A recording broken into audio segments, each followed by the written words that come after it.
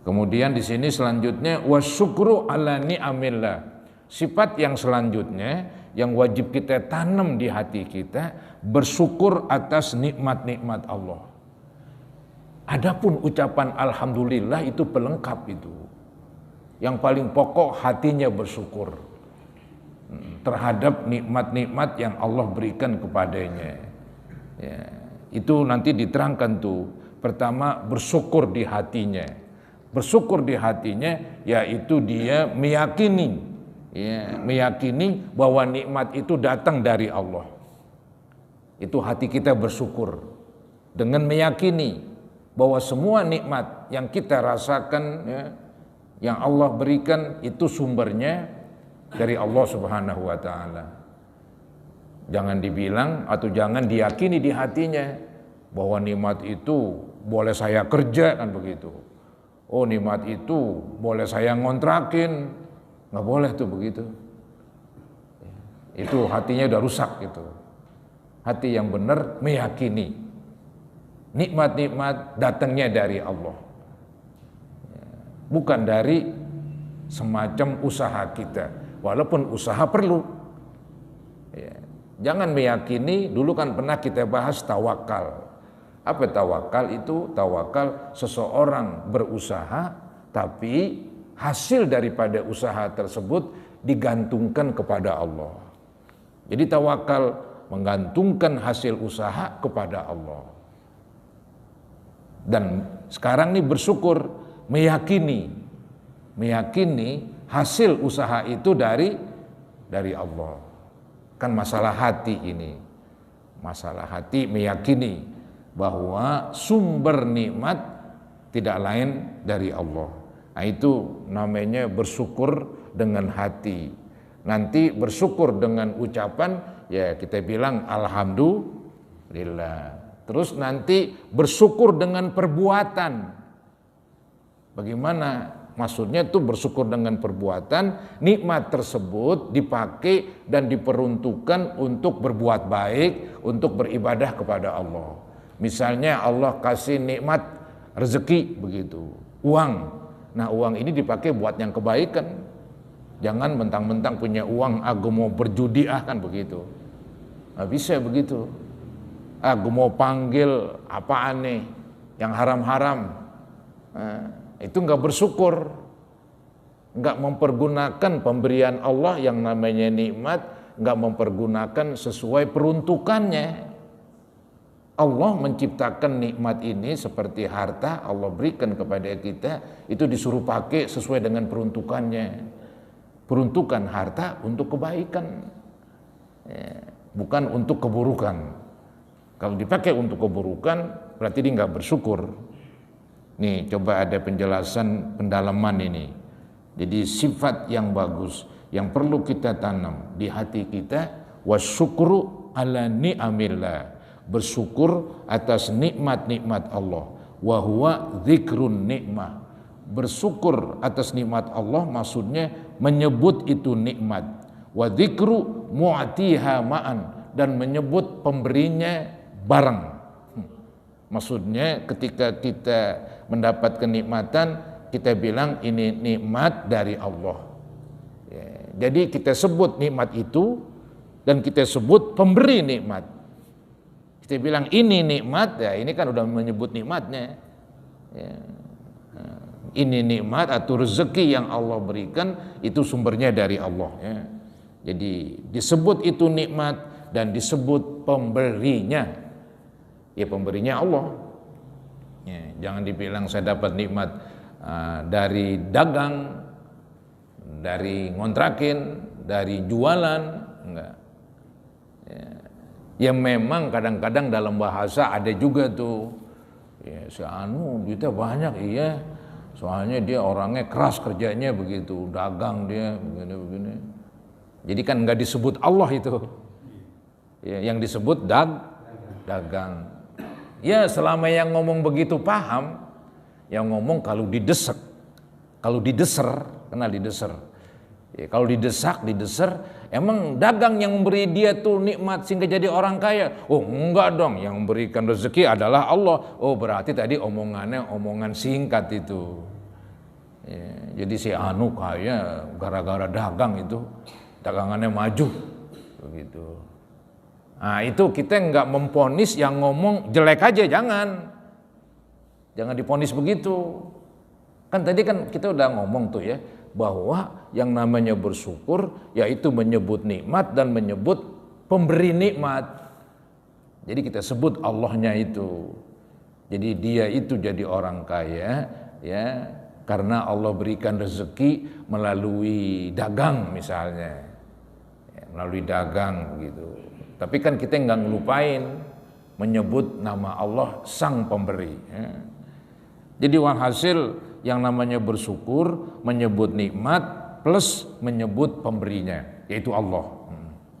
Kama apadahu Sulaiman al-Jamal, sebagaimana juga diterangkan oleh Sulaiman Jamal. Wa qala Romli, berkata Imam Romli, wa huwa tsana'u 'alal mun'im. Bersyukur itu atas nikmat Allah yaitu memuji atas pemberi nikmat. Memuji atas pemberi nikmat yaitu Allah lagi. Ya, kita puji dia begitu.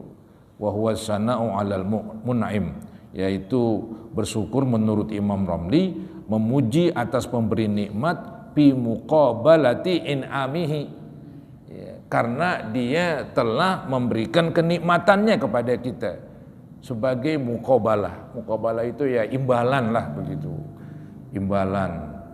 Jadi Imam Romli ini menjelaskan bahwa bersyukur itu yaitu memuji kepada Allah ya sebagai imbalan atas nikmatnya yang diberikan kepada kita.